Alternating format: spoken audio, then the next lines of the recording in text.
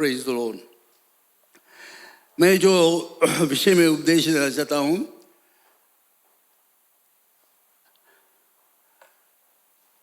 हिंदी में हम लोग कहेंगे मूल बातों पर वापस जाना। मूल बातों पर वापस जाना, या इंग्लिश में back to the basics. Back to the basics. और इससे मैं इसमें बातचीत करना चाहता हूँ कि इसके द्वारा मैं आपको बता सकूं कि क्या ज़रूरत है। कभी कभी हम लोग भूल जाते हैं कि हम लोग कहाँ से आए। मैं संक्षिप्त में बताना चाहता हूँ ये चर्च के विषय में, कि नया असेंबली के विषय में। 1964 में हम लोगों ने इस चर्च को शुरू किया स्कूल में। और कैसे शुरू किया? संडे स्कूल के द्वारा। बच्चे आ रहे थे और ये बच्चे क्रिश्चियन बच्चे नहीं थे। अभी हमारे संडे स्कूल में जाकर वहाँ पर अगर आप देखोगे तो सब क्रिश्चियन लड़के लोग, आप लोगों के लड़के लोग वे लोग हैं। अविश्वासी मेरे ख्याल से एक भी नहीं है। लेकिन उन दिनों में जितना संडे स्कूल लड़के आते थे सब अविश्वासी के घर से आते थे। ये किनोया इलाके में न्यू टाउन, खालसा रोड, वहाँ से आते थे बच्चे लोग। करीब 5-10 लड़कों से हम लोगों ने शुरू किया। अकेले मैं कर रहा था 1965 में। लेकिन मुख्य चीज़ था कि हम बच्चों को शिक्षा दे रहे थे। कुछ दिन बाद हमारा जो नंबर इंक्रीज हुआ 50 से 100, 200, 3 क्लासरूम हम लोग वहाँ पर काम में लाते थे संडे स्कूल के लिए। और कोई 25-30 बड़े लोग आने लगे। 1966 में जब मैं विवाह किया एनी के साथ में,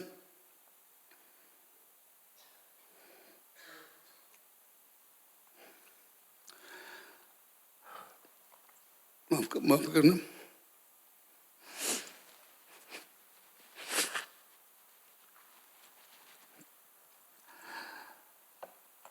उस समय तक मैं सब काम अकेले कर रहा था। लेकिन 1966 में मैं विवाह के बाद एनी संडे स्कूल के कार्रवाई पूरा संभालने लगी। और मेरे ख्याल से करीब नज़दीक 200 बच्चे आते थे। 3-4 क्लासरूम हम लोग काम में लाते थे।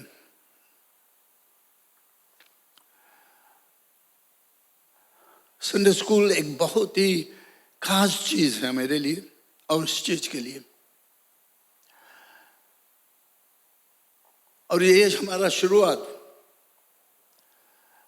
अभी हम लोग उसमें होता हूँ दबाव नहीं रखते हैं। जैसे मैंने बताया कि अभी यहाँ पर अगर जाओगे तो सब आप लोगों के लड़के लोग हैं, बहुत ही अच्छा है।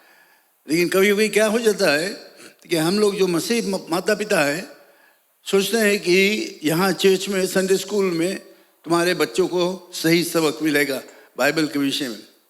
ठीक है, ऐसा ही तो होता है। लेकिन जो अविश्वासी लोग हैं उनको क्या होता है? अविश्वासी माता पिता के बच्चे। तो हम लोगों ने इसे शुरू किया। करीब 200 बच्चे आते थे, सब अविश्वासी लोग जो क्रिश्चियंस नहीं थे। कुछ लोग अभी भी है चर्च में, वे लोग बाहर चले गए हैं। कुछ लोग कहीं काम कर रहे हैं उसमें से। लेकिन मुख्य चीज़ ये था, शुरुआत हमारा संडे स्कूल के द्वारा हुआ। 1966 में हमारा चर्च पूरा स्थापित हुआ। नसीनू असेंबली ऑफ गॉड हम लोग किए, और उसके बाद कुछ साल बाद हम लोगों ने इसका नाम किनोया असेंबली बदल दिया।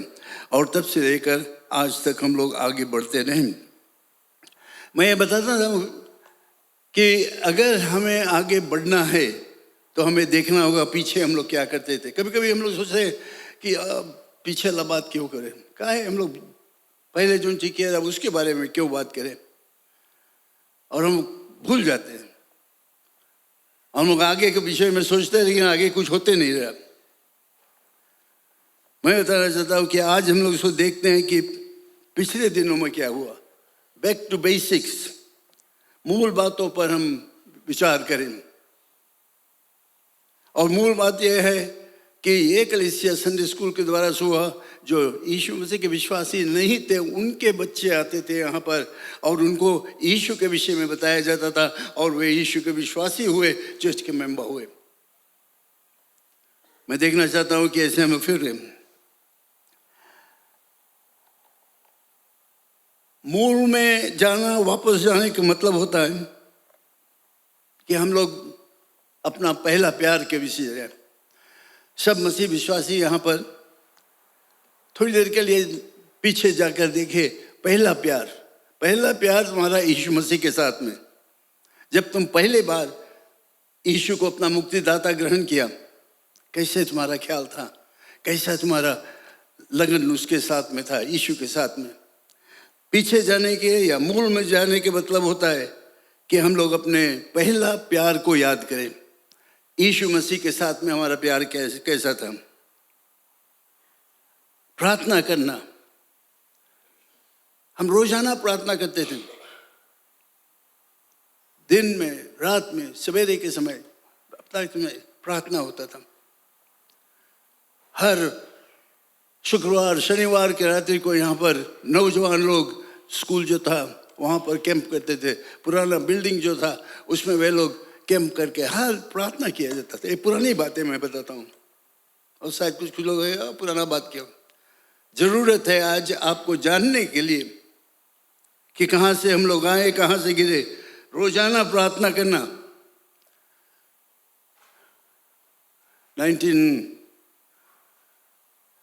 64 में करीब एक साल भर फर्स्ट चर्च जो सुबह में है वहां पर 24 आवर्स प्रार्थना हो रहा था, दिन रात। जो लोग काम करते थे वो आते थे चर्च में, 15 मिनट आधा घंटा बिताते थे, रात में प्रार्थना करते थे, दिन में प्रार्थना करते थे।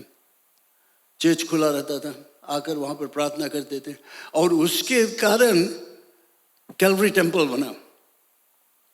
1964 में कैलवरी टेम्पल बना, क्योंकि फर्स्ट चर्च में इतना ज़्यादा लोग हुए, जगह नहीं रहा वहाँ पर। रोजाना प्रार्थना करना बहुत ज़रूरत है। हमारे कलीसिया की उन्नति में भी हम लोग देखेंगे, जिसे मैं बताया, नौजवान लोग यहाँ पर प्रार्थना करते थे, दिन में, रात में, वीकेंड्स में प्रार्थना करने के लिए समय बिताते थे। मैं ये बताता हूँ कि आप देखो कहाँ से हम लोग आए। बाइबल का अध्ययन करना, reading the word of God, so very important, बहुत जरूरत। कितने लोग बाइबल लेकर आए आज? उठाओ, दिखाओ, दिखाओ बाइबल। खाली शौक के लिए ले आया? क्या इसको आप पढ़ते हो घर पर?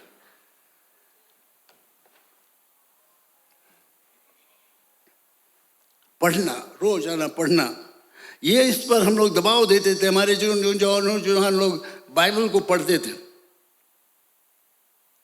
कभी कभी वो जो पुराना बिल्डिंग था वहां पर आकर लड़के लोग, लड़की लोग दिन भर, रात भर बाइबल को पढ़ेंगे, एक एक चैप्टर, एक एक भाग, एक एक लड़की लड़का पढ़ेंगे और वे लोग पढ़ते रहेंगे। शुरुआत हमारा एक दूसरे से प्रेम करना बहुत ही जरूरत है। प्रेम हम लोग कैसे प्रकट करते हैं? मसीहों के प्रेम जो है वो बहुत ही बहुमूल्य है और ये प्रेम हम लोग दर्शा सकते हैं बहुत तरह से। कभी कभी मुझे बहुत अफसोस लगता है जब किसी के घर में कोई मर जाता है और वहाँ पर हम प्रार्थना सभा के लिए जाते हैं तो हमारे चर्च से 2, 3, 4 जने आते। कहाँ है प्रेम? प्रेम दिखाने के लिए बहुत ज़रूरत है कि अगर हमारे कलीसिया में, हमारा परिवार, हम लोग परिवार है, भाई बहन का रिश्ता हमारा है, अगर एक जन के चोट लगा तो हमें चोट लगना चाहिए, हमें भी सोचना चाहिए। अगर एक के घर में कोई मृत्यु हुआ है, वो दुख में, कष्ट में है, तो हमें वहाँ पर फाट पड़ना चाहिए, उसको मदद करने के लिए, सहारा करने के लिए। भाई तुम्हारे लिए प्रार्थना करता हूँ। ये पुरानी बातें होता था इसे।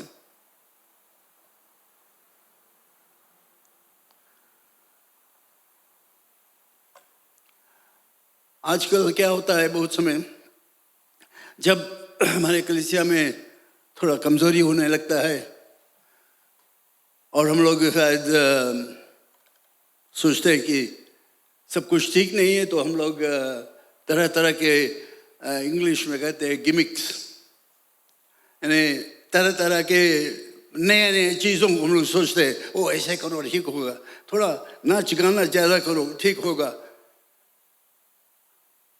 और तरह तरह से हम लोग कोशिश करें कैंपिंग करने के लिए, पिकनिक करने के लिए, ये सब करो तो हमारा कलीसिया बढ़ेगा।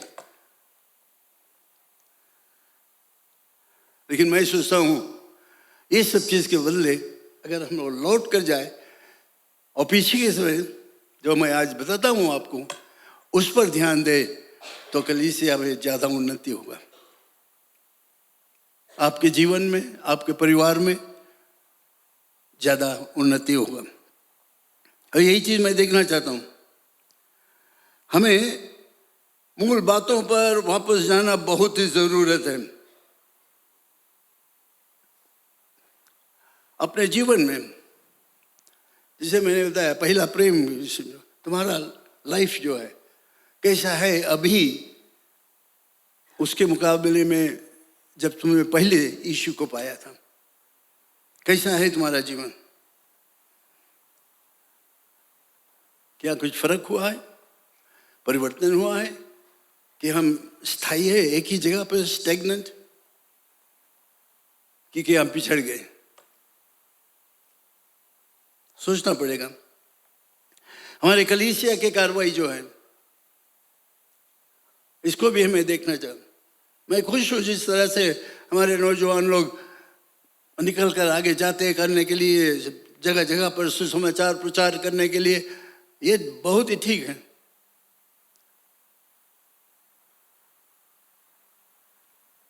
लेकिन और जगह पर हम लोग क्या करते हैं कलीसिया की कार्रवाई में?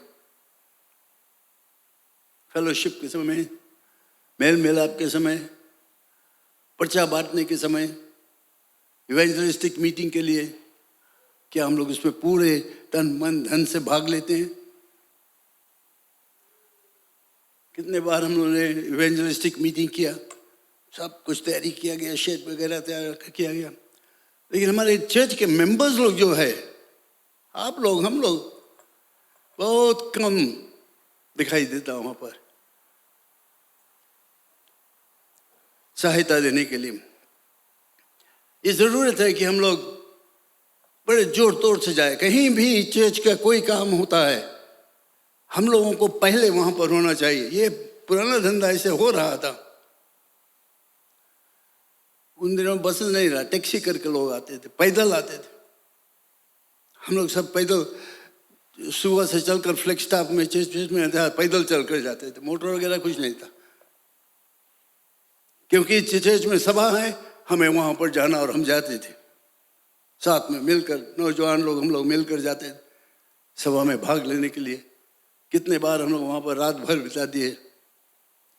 मैं ये बताता हूँ अपने बड़ाई करने के लिए नहीं, लेकिन कहने के लिए कहाँ से हम लोग आए हैं और कहाँ हैं अभी हम लोग। अपने परिवार के लिए प्रार्थना करें। तुम्हारा परिवार अभी कहाँ है? एक समय था तुम अपने परिवार के बच्चे के साथ में आते थे चर्च में, फिर धीरे धीरे क्या होता है, लड़के लोग बड़े होते हैं, मोबाइल में फ़ोन मिल जाता है, मोबाइल में वे लोग जुट जाते हैं, चर्च आना बंद हो जाता है, और इसके द्वारा तुम्हारे परिवार में भी बाधा होता है। मोबाइल फ़ोन बहुत अच्छा चीज़ है, बहुत कामिल चीज़ है, लेकिन उसके सही रूप से जब हम लोग काम में लाएंगे, इंग्लिश में कहते हैं it's a good servant but a very bad master. Mobile phone एक अच्छा नौकर है, लेकिन तुम्हारा गुरु जब वो हो जाता है तो तुम्हारे बच्चों का बर्बादी। तो ये होता है आजकल। पहले नहीं है, मोबाइल फ़ोन वगैरह नहीं था, आते थे लोग यहाँ पर, बाइबल खोलकर पढ़ेंगे, चर्च में बैठने के बदले मोबाइल फोन में देखने के बदले बाइबल खोलकर पढ़ा जाता था।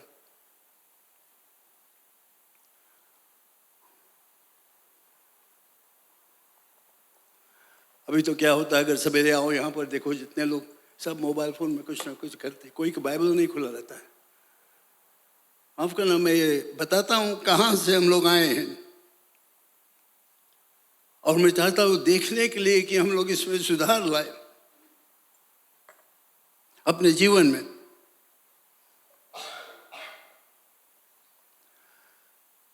कभी कभी हमें देखना होगा कि जो पुराना तरह से हम लोग काम करते थे वो सबसे अच्छा। बहुत लोग कहते हैं वो पुराना जमाना के बातचीत है, राइट, पुराना जमाने के बाद। लेकिन सोचो वो पुराना जमाना के बातचीत से क्या फायदा हुआ, क्या नहीं फायदा हुआ।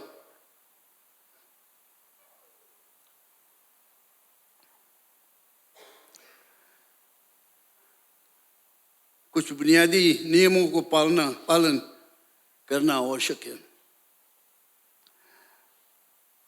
पतरस की किताब पहला अध्याय 2 पीटर चैप्टर 2 वर्स 9 में,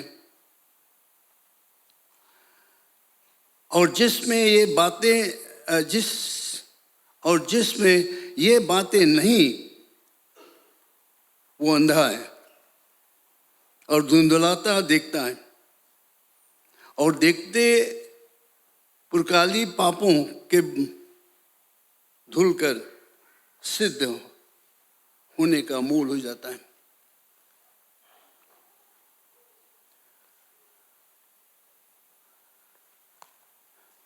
अगर आप जूड की किताब को देखोगे, जूड आखिरी न्यू टेस्टमेंट में, रेवलेशन से पहले,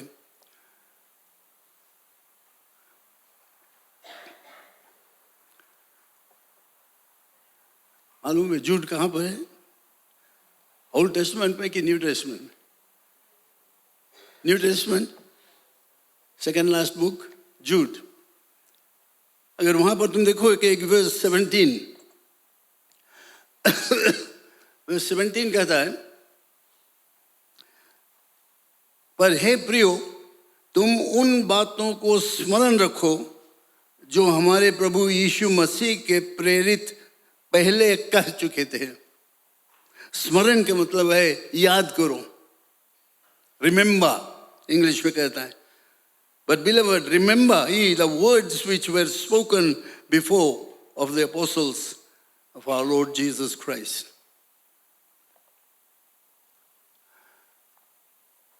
तो ये बात सिर्फ मैं नहीं कहता हूं, बाइबल में भी बताता है कि याद करो, स्मरण करो पुरानी बातें जो हुआ था। कहां से हम आए हैं, क्या हम करते थे, कैसे कलीसिया में उन्नति हुआ, कैसे लोगों को हम बुलाकर लेकर आए यहाँ पर, कहाँ कहाँ जाते थे।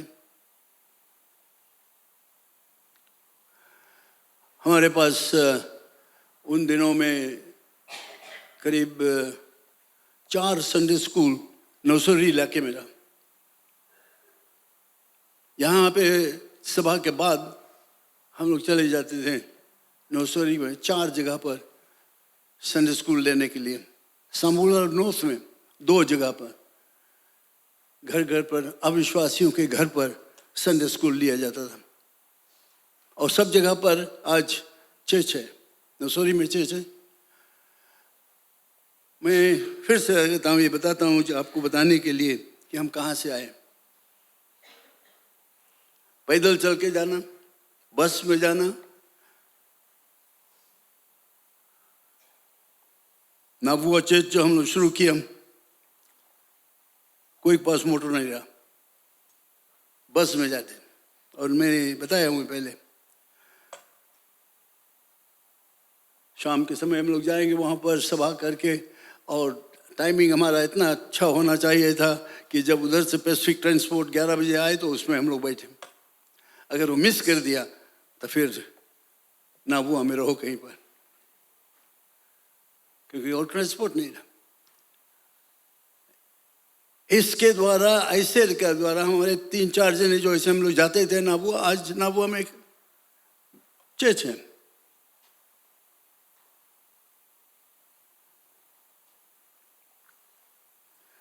क्या बदलाव हुआ है हमारे जीवन में अभी,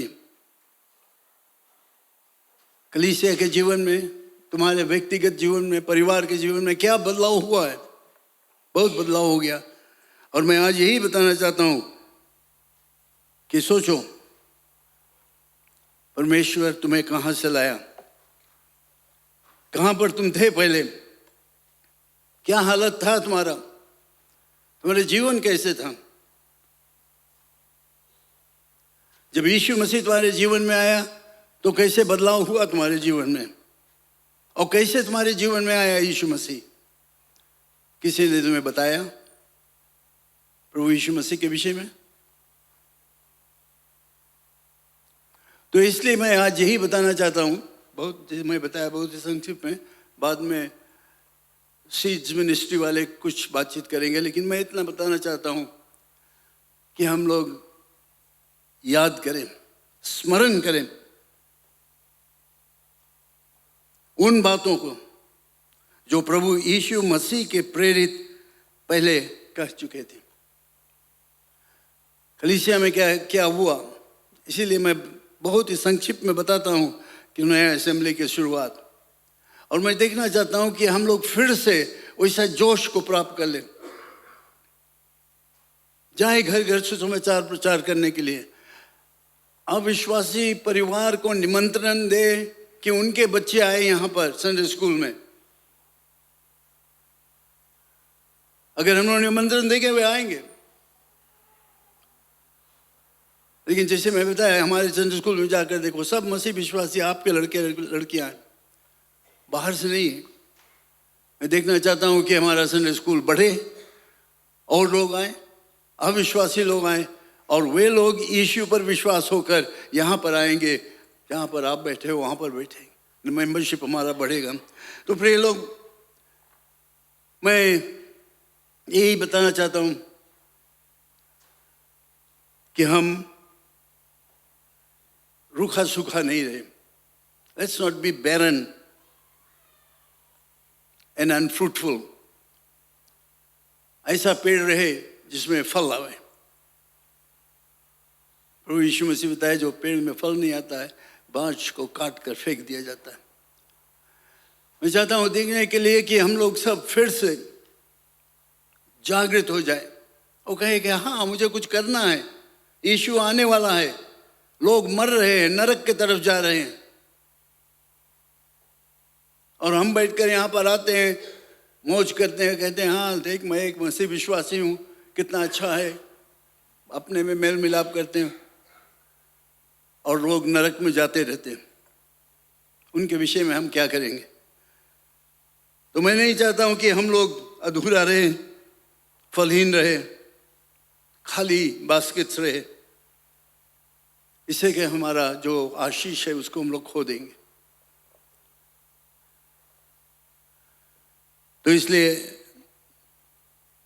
मैं आज बहुत ही संक्षिप्त में आपको याद दिलाता हूं कि जो जगह से हम लोग आए हैं, लौट कर जाओ, वहां पर पता लगाओ, अपने विषय में सोचो कि मेरा जीवन कैसे था पहले, कैसे है अभी।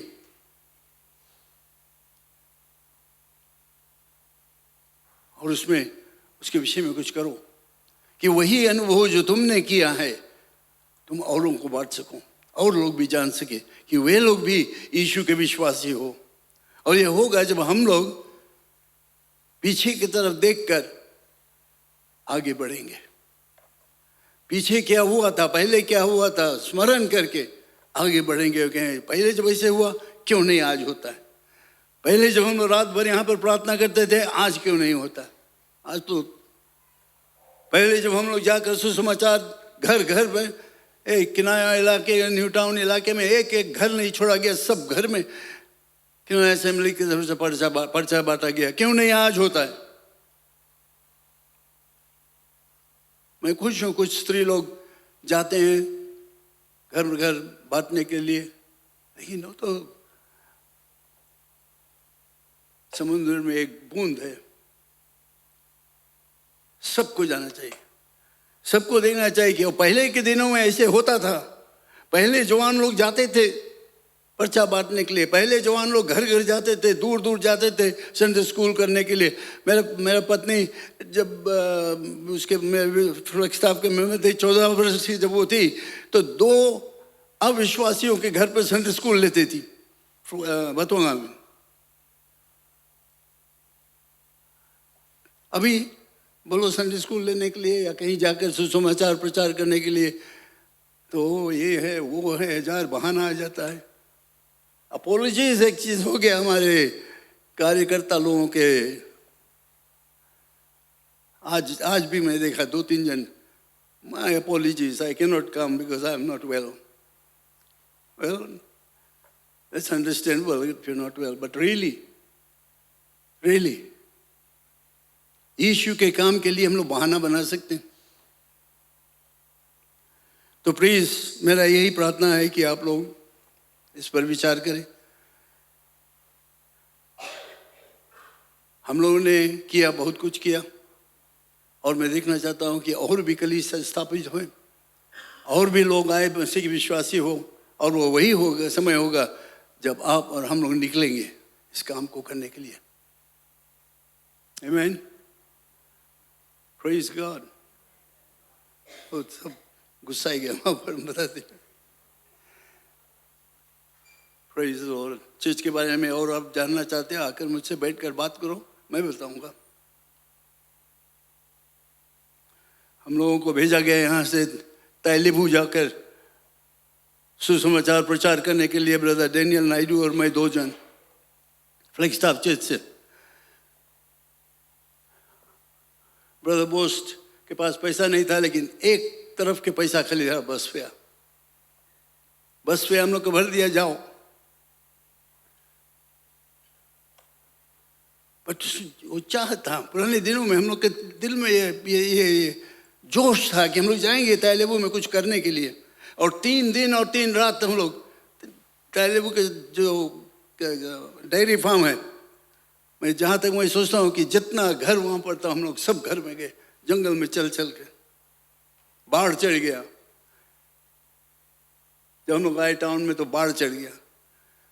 बस उधर से बस इधर से आकर तैलेबू टाउन में रुका, जाना है तो कितना, बस हम लोगों ने मौका लेकर पर्चा बांटा सबको।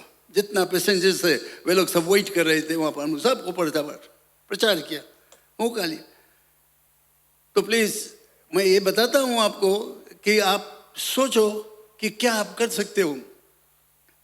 नहीं देखो कि क्या वो कर दे, ये कर दे, पादरी लोग करी, आप क्या करोगे?